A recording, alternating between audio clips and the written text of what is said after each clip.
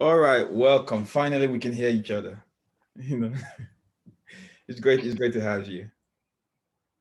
Oh, it's so great to be here. Thanks for your patience. That was wild. I'm excited. Mm. So you are a Yeah, I'm healer. excited to see what comes through. Yeah, I'm excited to see what comes through right now because I'm like, that audio was so weird. Mhm. So you're a healer, and yourself been one your whole life, and now you are on a journey where you're helping other healers do something, right? And which we're going to get into. So what's your story? What's your own story? First off, I love being called a healer. Like that feels so good to be able to own my title and to be able to own the responsibility and the duties of being a healer. I I have a podcast called She Who Heals where I only interview healers and those who are devoted to the healing journey and helping others through their journey. Mm, And all of us have all said like being a healer was not a name that we were really able to own because it just wasn't talked about, it wasn't known, it wasn't taught.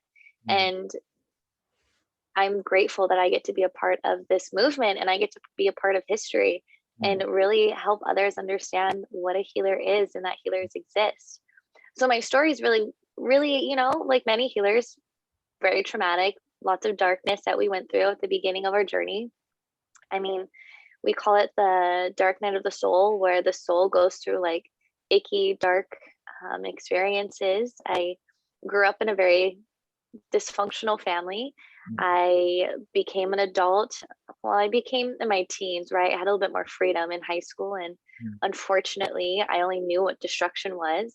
mm, Growing up in school, I remember hanging out with like the smart, funny, pretty healthy uh, students, mm, but I felt so uncomfortable around them. mm, Only thing I really knew was like dysfunction and trauma and crazy and mm, aggressive and breaking the rules. Like I only knew that. So I hung out with those type of people. And what we call now, it's called trauma bonding. mm. So I was trauma bonding my way most of my life. Okay, And so I was trauma experiencing bonding. trauma bonding. Correct. Mm, Correct. mm, Yeah. So trauma bonding is pretty much people who have trauma still stored within them, right? mm, They've experienced really uh, dangerous, they've experienced painful situations, and that's still a big part of who they are, right? They identify that way. So then they find others who identify with their pain. They mm, identify, but when you're identifying with this pain, it's more of you're identifying it as in like a victim, right? Not necessarily a warrior or someone who's overcome, which I wish I would have done, but I didn't do that when I mm, was young. I just didn't have the tools or resources to. So growing up into my teens into adult years, I was really dysfunctional. I did a lot of bad things and I hung out with a lot of dangerous people and I was in a lot of dangerous situations. And I finally had a partner one day tell me, I don't ever want to see you as this person ever again, right? Because I had an explosive reaction to a situation. And this explosive reaction really scared my partner. And when I saw his tears and I saw his pain reflecting back to me, right? Because it's all a reflection.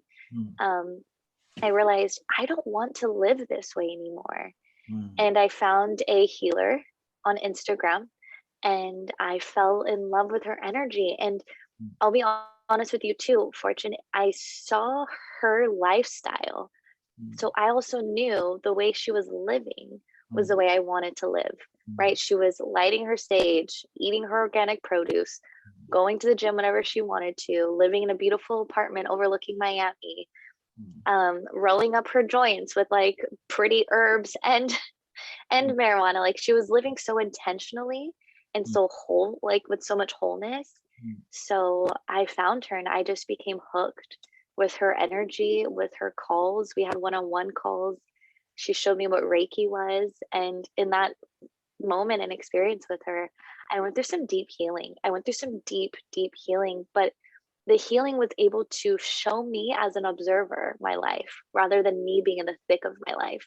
So instead, I was able to zoom out and observe situations, observe certain relationships, mm, observe that I wasn't a victim. I was actually being protected throughout most of my life. I was actually being strengthened most of my life. But for most of my journey, I was just victimizing myself. And yeah, I mean, that's a kind of a long answer to my story, but I think that was a really good example of what my life was like and where I'm at now. Mm. Wow. So there's something called the healer's journey. So tell me about the healer's journey. The healer's journey is wild. Let's just say that. So pretty, it's a great example was the way our audio was terrible, right? Like you're just keeping your composure. You're like, it's fine, it's all fine. But then it also feels like it's not fucking fine. Like this is frustrating. Mm. But so is life, right? So the healer's journey is something where you go through, and it's pretty lonely, which is why I'm so grateful I'm in my role and I'm able to build a community of healers so we're not so lonely. And I only say it's lonely because many healers come from a family where they are the chosen ones. They are the ones who are here to do different. And when Mm. you do different, you Mm. can be judged. When Mm. you do different, you can be shamed. When Mm. you do different, you start speaking up about the secrets. You Mm. start speaking up about the family's drama Mhm. that like people don't want you to talk about, right? And it's like, Yeah. well, energetically, if you keep things secret, they're just going to stay there and grow in the darkness. Like, Mhm. no, we have to shine light on truth and let people feel seen and allow things to exist so Yes. we can overcome or we can grow, right? Yes.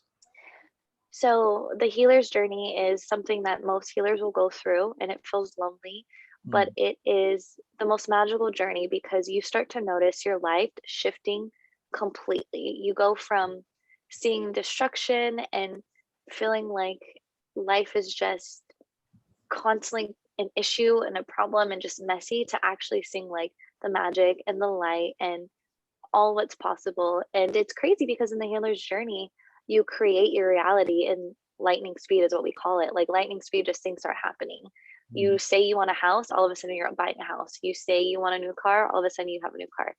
You say you want to learn how to set boundaries, all of a sudden you're setting boundaries. And there are things that are happening in your life that you thought you would never have the possibility to Mm. have in your life. So Mm. it's a really, yeah, it's a journey of healing and it's Mm. a journey of receiving.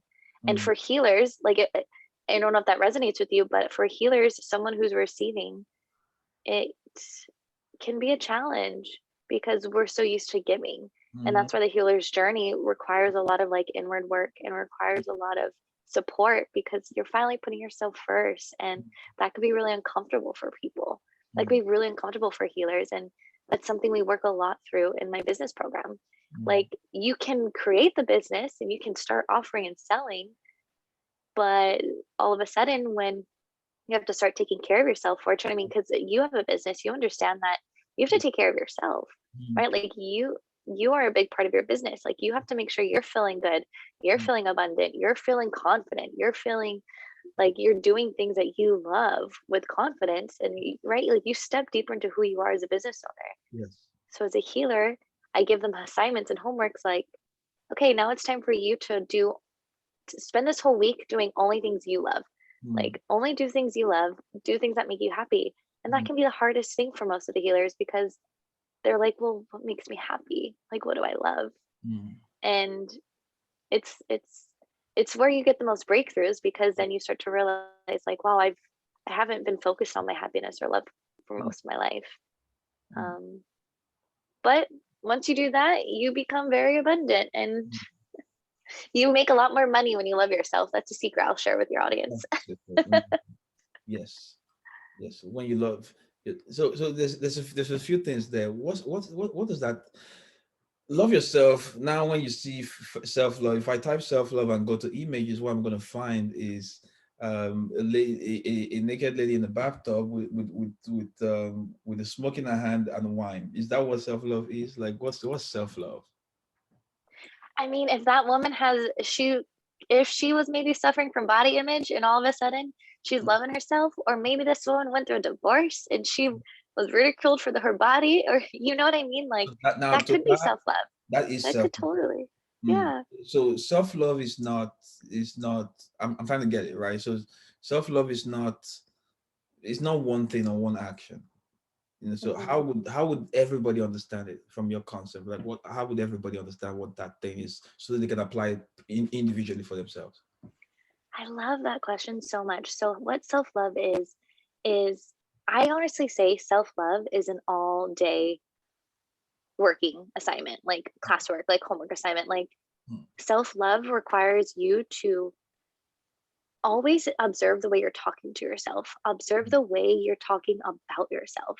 mm, And it's self-love is like giving yourself so much compassion and grace, mm, and start treating yourself as if you would treat your best friend. mm, Like, I know it's a really cliche thing to say, but I don't think we really realize the way we talk about ourselves, or the way we talk to ourselves when mm, no one's looking, mm, or the way we talk about ourselves when it comes to like our truth, mm, right? So for me, self-love is like being very observant of how you're talking to yourself mm, and what you're saying about yourself. And when you notice it being negative, or you notice it being critical, I think criticism for me was really the gateway to opening up deep self-love.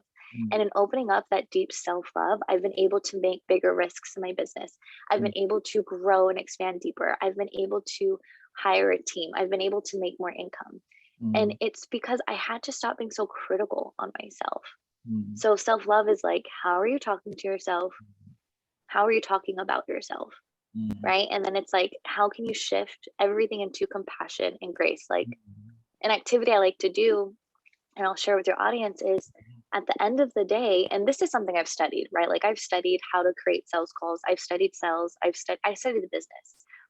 Most of the freaking time, strategy is nice, but it's all going to come from mindset. Whenever you talk to a millionaire, billionaire, most, I won't say billionaire because I haven't stepped into that realm yet. I know billionaires are like a whole other level of energy, but when you speak and you study really wealthy CEOs, you mm, notice a lot of them are talking about mindset. It's about how you talk about yourself, how you feel about yourself, mm, what you think you're even worthy of, right? mm, And something I've learned is, at the end of each day, or maybe at the end of a project, right? Like at the end of this podcast, at mm, this end of this interview, you write down 6 things that you thought you did really freaking well in. And mm, it's a 6-to-1 ratio. And then you go and write down one thing you want to grow in, right? Like, I want to grow in this area. So mm, it's a 6-to-1 ratio of you realizing, like, fuck, I'm still a badass. Like, I did all of these 6 amazing things, but I mm, can still grow in this one area. And mm, so it's not putting so much pressure on you of like, you have to do this, this, this, and this, and you can never do this again. Like, you have to get way better. Like, chill out. It's not that serious. Like, mm, it's not a race. It's more of the journey to growing. mm, It's more of the experience of how you're treating yourself in the process, because whether you believe in energy or not, we all share auras and we all share energy. So if you're if like, I could go really deep into energy, and I love that I'm a business coach, because this is why my clients are so successful immediately, because of the deep inner work that we do. mm, And it could be so simple. mm, So yeah, it's identifying your 6 celebrations and wins, and then identifying that one area of growth. mm. One area of growth. Yeah. So 6 things that you thought you did very well, or is that what you said, or you thought you could do very well? Is what was the first? Yeah. 6 things you did great in. Yeah. Mm, 6 things you did great in. mm. Okay, then so this is the past. So 6 things you did great in, then Hmm. acknowledging that, and okay, what's the one thing you could make improvements on? Yes.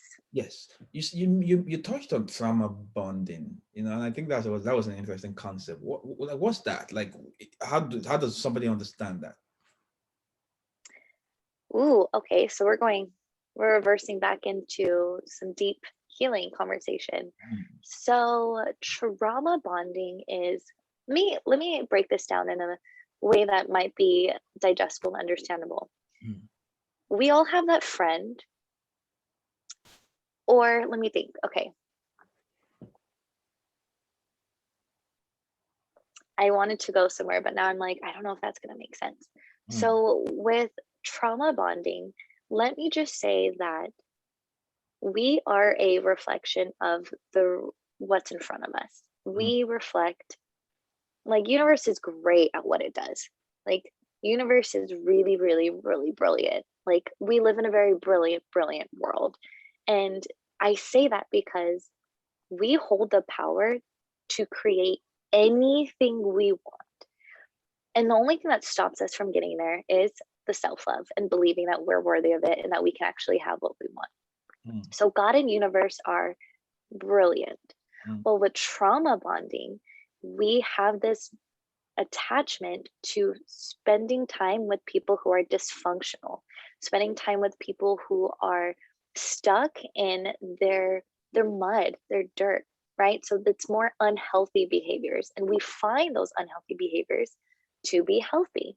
For example, my past relationship, it was very unhealthy. The way we even met included alcohol, it included partying. But for me, it wasn't as bad as what I've been used to. So mm, I thought it was okay.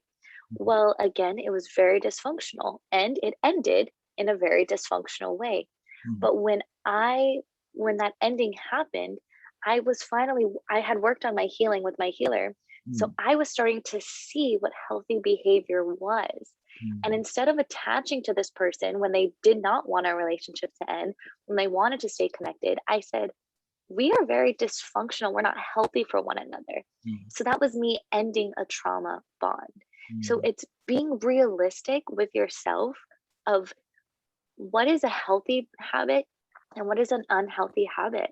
mm, And for me, unhealthy was abusive, excessive, right? Like, I don't think anything extreme is healthy. Like, yeah, I'm a healer, but I'm not talking about healing 24/7 of my life. Like, my partner's he doesn't claim to be a healer, even though I really believe he is a healer, but it's like it's all balance, right? Like, we're not living an extreme lifestyle.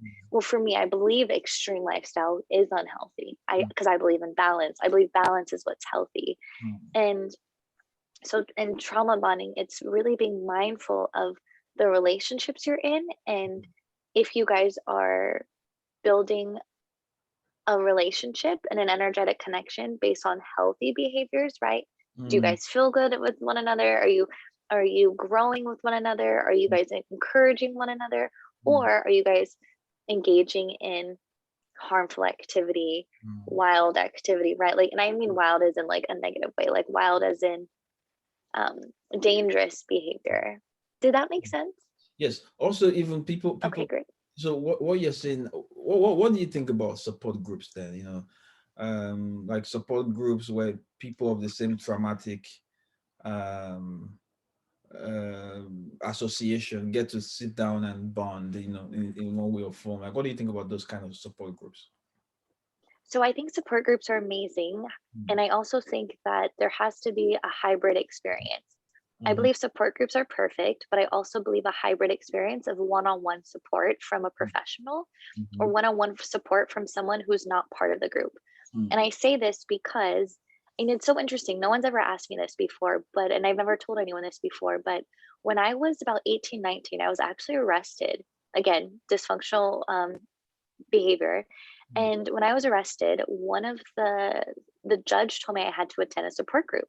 mm, And in the support group, it was based on narcotics. And this support group, I was like, oh my God, I should not be here. mm, Like, this is not who I am. I'm not addicted to narcotics like this. Like, this was age groups between, I believe, 18 and mm, above. mm, And there was, I mean, in my group, I had about 18 to 50-year-olds. And I was like, I should be here. But I was actually observing. And the reason why I say support and hybrid is because there are times where people in your support group, they they will trigger you, right? mm, Because humans aren't perfect. Humans aren't perfect. So yeah, you're all coming together and you're like sharing your experiences mm, with what you're struggling with and what you're overcoming. mm, But there's most likely going to be an experience where someone comes and they trigger you. Maybe they've fallen deeper into this mm, activity that you guys are trying to overcome. Maybe they are triggering you and reminding you of someone, right? And so in the support group, yeah, it's great to have and hear stories and share and be seen. But then I also believe in that one on one so you can have a safe space to express and process yes. maybe something you've experienced in the support group or something else that you are experiencing outside the support group. So, yes, I believe support groups are great. But I also think one-on-one is really important if you were looking to really overcome and build a stronger relationship with yourself so nothing else breaks you. Okay, so let me see if I'm hearing this right. Support groups are great for what they do. Support and share stories, right? But when it comes to the development and the bonding needed, to take you to the next level, it requires a pull or a push, and that has to be somebody who has the ability to be able to do that, and that's probably not someone who shares the same story, and not physical story of what has happened, but the same mental story, the same this somebody stay in the mud with you, cannot pull you out of the mud. So support groups are great for what they do. Did I get that right? Absolutely. Perfect. Okay, so what made you say, you know what, I'm going to start helping, I'm going to start helping, I'm going to start helping healers, with their business? God. Mm, I literally say God. So I had been working with my healer. I realized what I was doing as a full-time teacher in East LA did not make sense. mm, I was overworked. mm, I was underpaid, and my future looked like shit being mm, a full-time teacher. I was like, I'm miserable now. I cannot imagine doing this for 10, 20, 30 years and retiring. mm, So I realized I just need to do what I love, right? How I mentioned self-love, like start talking to yourself and doing what you love and trusting yourself, which is what I teach my healers to do. mm, So in the process of doing what I love, I started going deeper into healing, and I became Reiki certified. I studied Reiki because I wanted to do more of Reiki. That's what my healer introduced me to. I started sharing online about what healing was. mm, I started processing more of what I was experiencing as a child in my mm, journal and meditation. I started going on walks with my inner child. Literally, I would go on a walk and I would pretend that my 7-year-old self was walking with me, and I would talk to her and I would show her plants and I would talk to her about bugs, and because growing up I loved that. So it was very healing for me, right? And most of my days were spent just healing myself and listening to YouTube's Abraham Hicks talking about what is law of attraction, mm, right? And so in the process of that, I stopped hanging out with dysfunctional people. I mm, stopped engaging in dysfunctional behavior. And mm, then I started going to church a little bit more because that just made me feel good. I got to sing, I got to worship, I got mm, to be around people who wanted to do better for themselves. mm, Um, and then the Bible really taught me like what healthy lifestyle was. If you study Proverbs Monday through, or every day of the week, there's a Proverbs for the day. mm, And I just started studying about Proverbs, and I was like, oh, this is what money can mean. This is what it means to have boundaries, right? Because Proverbs in the Bible will teach you that. mm, So I just started building this new lifestyle, mm, and a business coach popped up on my Instagram and it was like, I'm here to teach you how to make $5,000 a month. And I was like, I need that. mm, I need to learn how to make $5,000 a month because your girl quit her job. She's in a master's program. I'm really smart. Like I can figure this out. mm, And then I had a healer who I saw making it work. mm, I remember working. So yeah, anyways, so I hired my business coach, and I faced a lot of challenges, and I realized business takes time. Building a business takes time, and it's very important that you are doing the energy work mm. just as much as you're doing the strategy work. How's your work? And yeah, just as much as you're doing just as much as you're doing when it comes to like knowing who you're here to sell to, creating the offer, going onto sales calls, like yeah, all that's great. Mm, But we also have to do the energy work. We also have to understand the power of our manifestations, the power of our mind, the power of healing. Most of the time when my clients do not sell their services, there was something that was blocking them. There mm, was something that they were afraid of, mm, right? And one of my clients shared with me that she was struggling to sell. mm, And she was like, I need to make money, right? And so then it became about money. So I went through a healing experience with her, and she was realizing how much forgiveness was actually needed to take place to free herself from what she was creating in her head. So Mm, her energy wasn't going towards clients doing those sales calls. Her energy wasn't going towards serving them. It was going towards what she didn't have, what mm, she was afraid of, mm, and what she was worried about, mm, and anything that was happening in her past. mm, So in the process of that, we healed it. She jumped on her next sales call and sold her service within 20 minutes mm, and raised her price. Like, I was like, oh, okay, you just sold that for this much. And mm. So so, you're a healer that helps healers heal their businesses, basically. So now you're still healing, but you're healing their energy, their entrepreneurial energy, and you're healing them from a different place. So you talked about energy work when it comes to thinking entrepreneurially, or taking one's passion or one's gift and making that something that serves people and ends up being profitable. What is the energy work? What's that? good question. Thank you for asking it. Energy work is pretty much what story you're taking to a situation. Hmm, What story are you creating for this experience? hmm, What story are you creating? What story are you creating? That's literally energy, hmm, right? And most of the time, whatever is blocking us from what we want, it's because we're creating a story that doesn't get us what we want.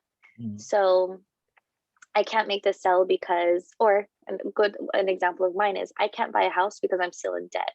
Well, if I hmm, tell myself that, of course I'm not going to have a house. And then I hmm, can create this whole story that I'm not worthy enough. hmm, I'm not even worthy of making money because I'm still in debt, right? And it just becomes this domino effect of like, hmm, I suck, I'm not good enough. And hmm, we don't have time for that. Like we really don't have time for that, especially when we can have what we want. So hmm, energy to me is, what story are you creating for yourself? What story are you creating for every experience? Because we each have the power to create that story. hmm, And if you don't like the story, Amanda Francis has mentioned this before and it really stuck with me. If you don't like a story, imagine just blowing it up, get rid of it, and that energy just blows up and goes away. And it could literally be that simple. But in my client work, I do sit and I actually have them process their story, because in the process of story of the in the process of identifying your story, asking yourself where that story came from, because typically if it's a blocked story, it didn't come from you. It hmm, most likely came from someone who needs to be doing their own work as well. So hmm, it's freeing yourself from other people's beliefs. It's freeing yourselves from other people's stories, hmm, right? Because most of the time it comes from our parents. hmm, And God bless our parents. They did the best they could with all they had. Well, that's just humanity. That's what humans do. We're always progressing, right? We are always, I'm trying to think of the biological word, but we're just always progressing. We're always adapting, right? evolve. So, yeah, there we go. Evolving. We can even say a word, but I think of adaptation, right? Like we're always adapting to our environment. Hmm, And naturally, children are wiser than their parents because, I mean, we can think about energetics, but that's just the simplicity of it, hmm, right? And it's very simple, and it's okay to forgive your parents for whatever they did, but also start realizing like, now you have the power to recreate and create whatever you want in life. So that's what energy is to me. It's understanding that you create the story, and what story are you creating? What have you noticed when it comes to the healers who come to you? What what is the biggest shift for them? What do you see that if they whenever they flip whenever they flip that switch, it makes the biggest shift for them? So something probably they're doing wrong right now, they're approaching it, maybe not wrong, but just their approach when that flips makes the biggest impact for them. I love this question. Thank you for asking it. I would say the biggest shift is the way they view their pricing. Mm, The way they view their pricing. mm, Most healers, every healer that comes to me is not charging for their services mm, because different reasons. And I'm probably going to trigger a lot of people right now, and I have triggered mm, people online. That's just the online life, anyways. mm, Um, but we have this dysfunctional way of thinking that healing has to be free. Well, why am I going to charge for something that helps someone? Mm-hmm. How are you going to be able to give yourself water or food if you can't buy it and have it? Mm-hmm. Nothing in life is free, right? Like it's really that simple. Like this internet connection, it's not free. This cell phone I have, it's not free. I love to pay it and I'm grateful to be able to pay it. It's a blessing and a privilege to even have this cell phone in front of me, Mm-hmm. right? So when I teach my healers how important their self-care is, because if they're not taking care of themselves and they're stressed, they're overwhelmed, they don't feel supported, they don't feel like they're taken care of, how are they ever going to be able to help someone else? No, they're not. So my healer, when I break down pricing in our calls, typically this happens in our group calls. When I break down pricing, I break down, I'll show them how much they're charging now, how many clients they're going to need to be able to pay their bills. That doesn't even include their self-care. That doesn't even include their own healing. That doesn't include their membership to their fitness gym to practice whatever mental health or physical health, right? Like